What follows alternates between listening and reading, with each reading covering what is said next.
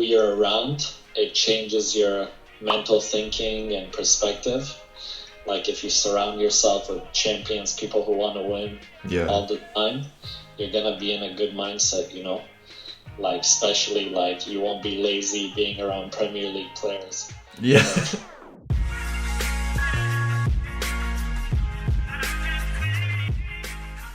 What is up, everyone? Welcome back to the 5th episode of the Standouts podcast.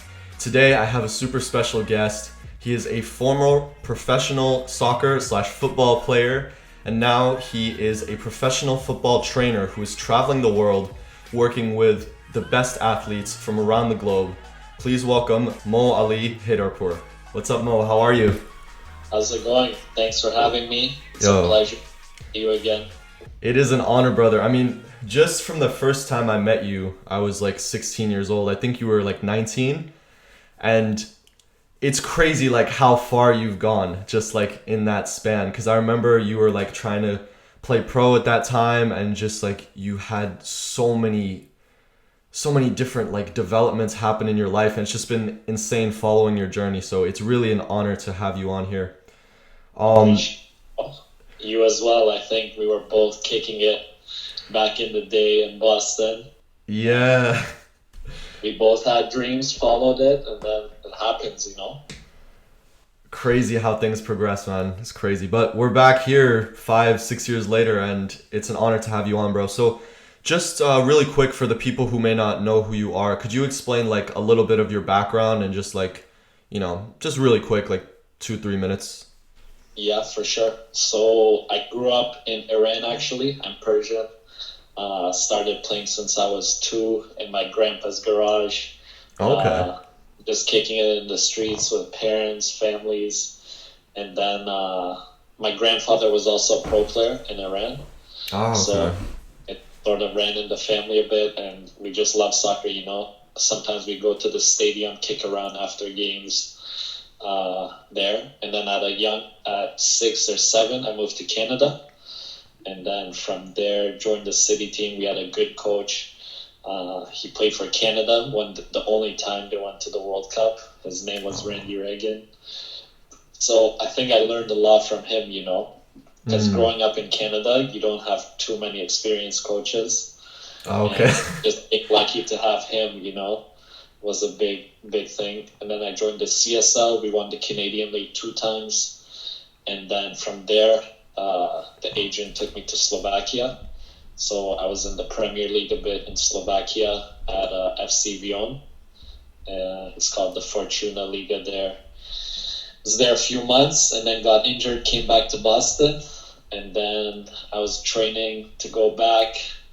And that's when we started like really shooting more videos.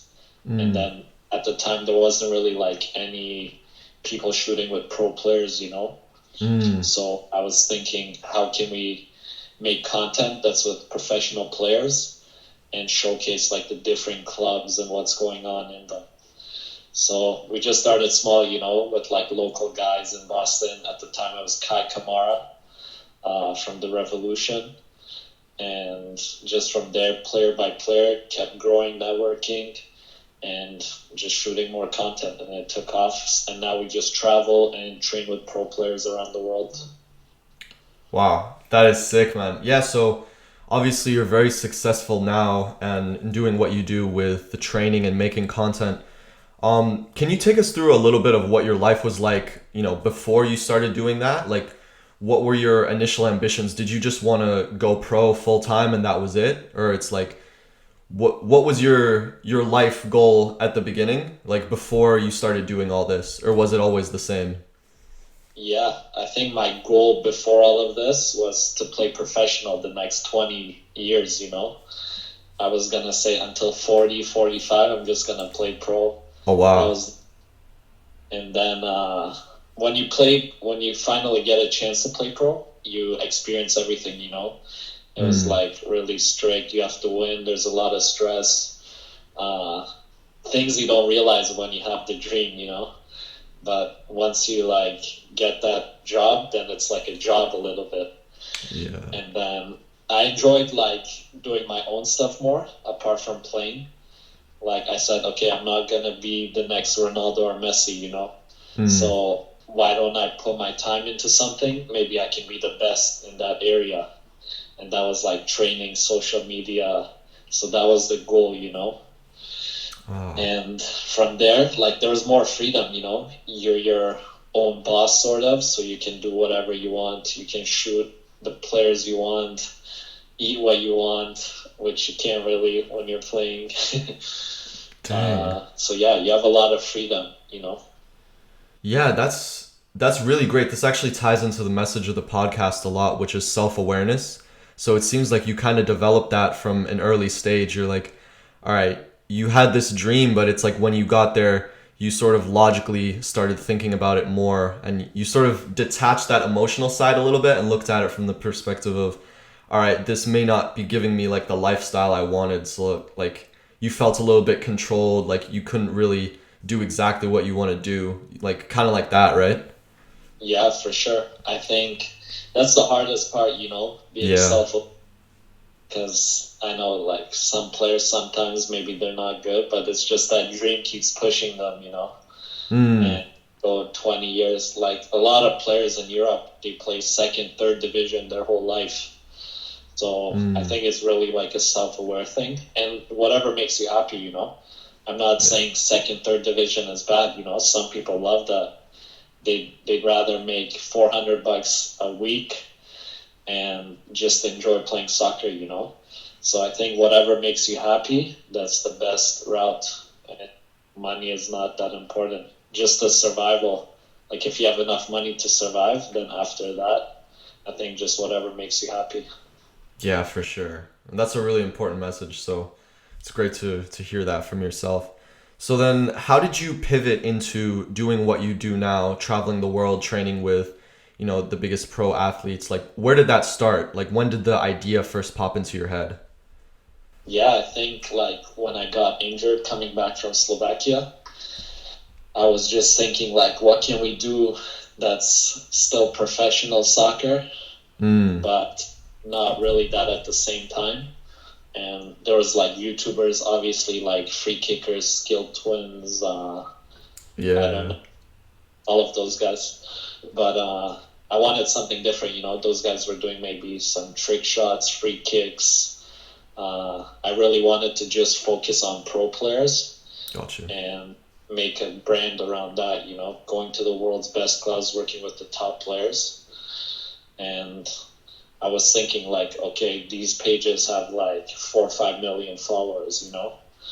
If imagine you're filming with Neymar, Ronaldo, Messi on a constant basis, you would be 100 million maybe, because these guys are 200 million.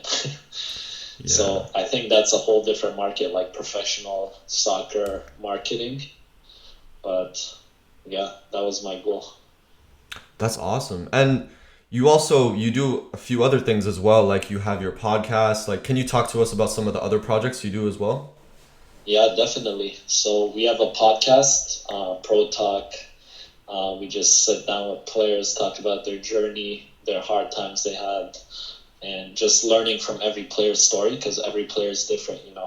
For They sure. come up from different conditions and different backgrounds. So I think it's unique, and like kids can learn a lot from that. Uh, because like when we were growing up, there was none of this stuff, no podcasts, nothing. We grew up with like flip phones with no media. Yeah. Back then, like TV and radio and stuff was the only things. But I Mm. think kids now have so much information. They can be learning like probably at like 12 years old. They'll have like better knowledge than we did. Yeah, for sure. It's such a gift, like now that there's such a wealth of knowledge available on the internet, whereas, 20 years ago you didn't really have that. So it's Yeah, for definitely sure. a blessing for all of us. And Yeah, I yeah. just think there needs to be like some education for kids about like what's true and not. Because at a young age, Mm. if you see all this content and it's giving you like fake information, it could be bad too. But I think they should have Yeah. like some laws or something to control that. Maybe like a fact checker like Twitter, but that could be biased too. So Yeah, I personally I don't think there's. I mean, I agree with you in that sense, but at what point does something become like a fact versus someone's bias and all of that Yeah, stuff? I don't So think you could ever settle that. yeah, Yeah, exactly. But yeah, yeah, that's kind of beside the point. Little tangent. But the main thing I want to talk to you about is, since this is a mindset podcast, your mindset and how it's changed and evolved over your journey. So yeah, what has it been like? Because I know you've been working with a lot of other pro players who are also successful. So it must be very interesting. Like, you're very successful yourself, but you must learn a lot from them. And like, how has it been? Like, how has it affected your mindset working with all of these top level athletes? yeah, definitely. I think like who you're around, it changes your mental thinking and perspective.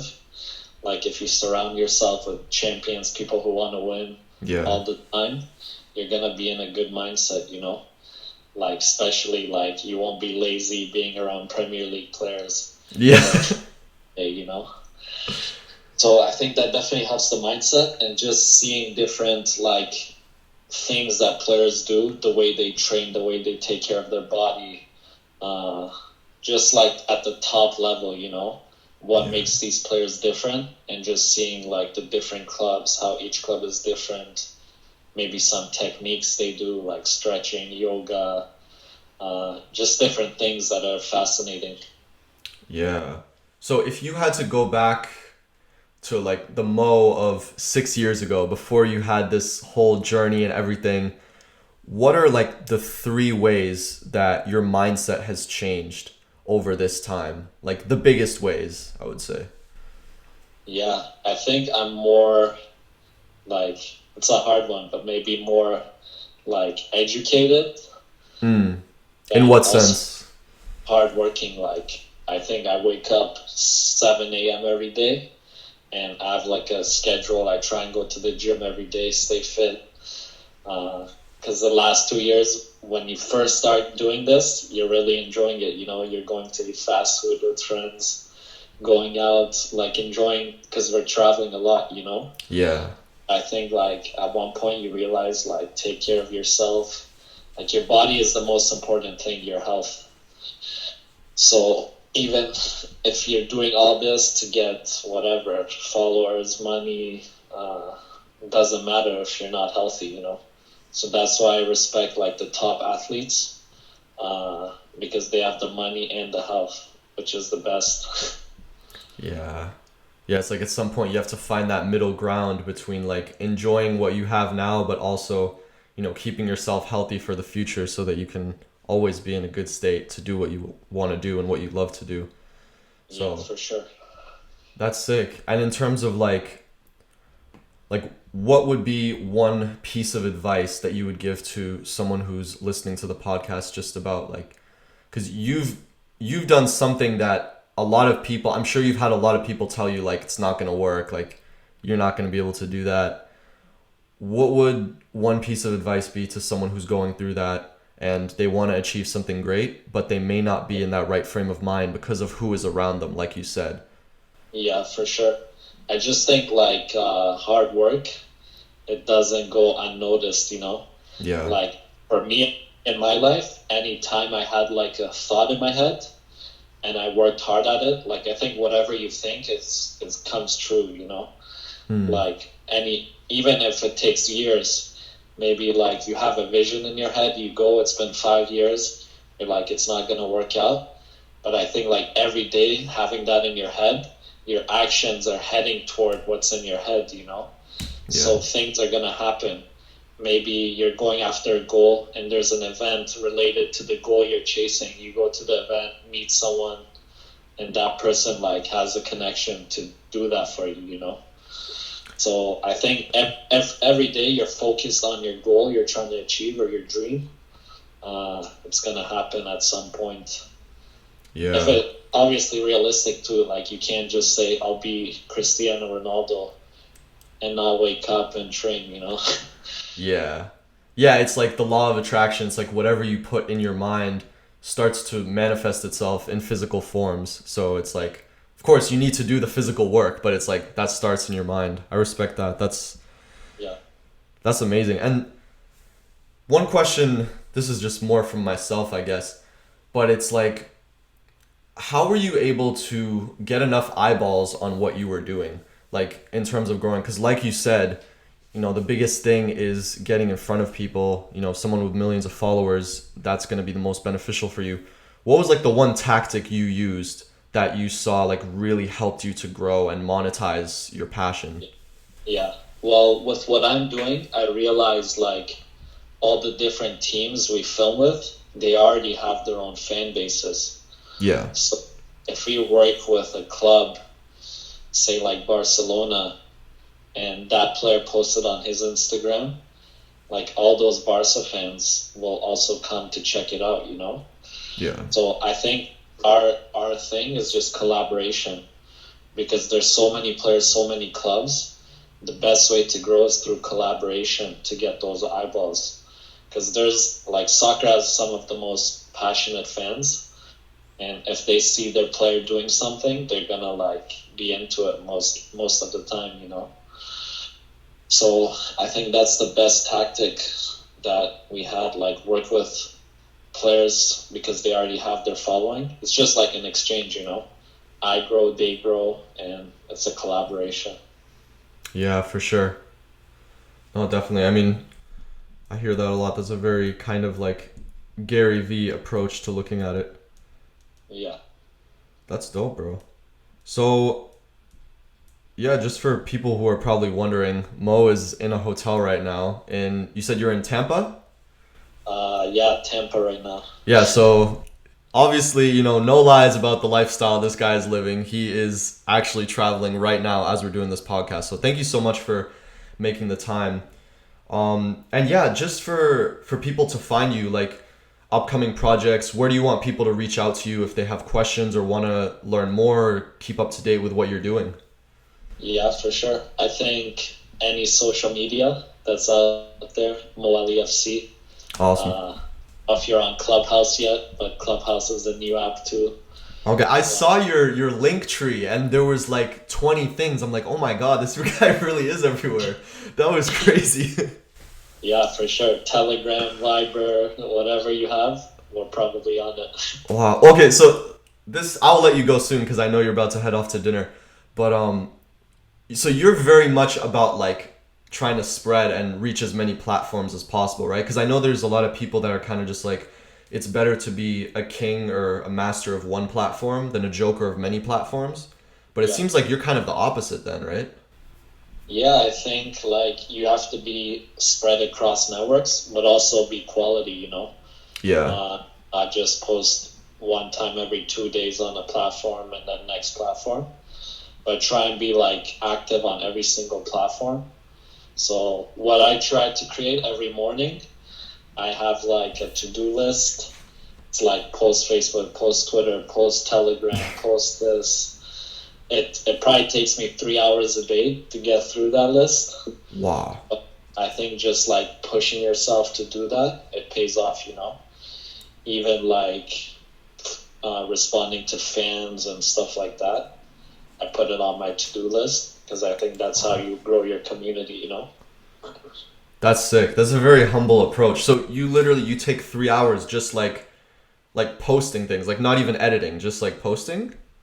Yeah, a mix of both, like, okay, but mostly like doing stuff, like it takes time, So do you have like a production team or anything, or is it mostly just you like doing everything yourself? Normally when I'm traveling, I have one filmer.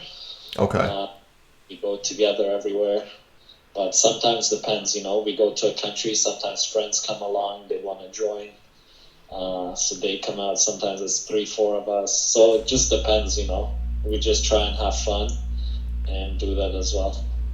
Bro, that's dope. Well, yeah, brother, so just to wrap up, I know you're living this amazing lifestyle. You're essentially traveling, having fun, and being able to monetize that and create your whole life around that. So I know that's something every fan that's watching this is super, super obsessed about and striving towards. So you're a really inspirational figure to have you on the podcast. So thank you so much for your time. Thank you, bro. Appreciate it. Hope the fans enjoyed, and hopefully all the fans, whatever their dreams, they chase it and everyone's successful, because that's the best. All right, guys. I hope you've learned a lot from Mo and have a lot of new tactics that you're going to implement. Comment down below. Let us know what was your favorite tactic that you heard Mo talking about, and what are you going to do to strive towards the life that you want. All right, guys. Much love. Take care.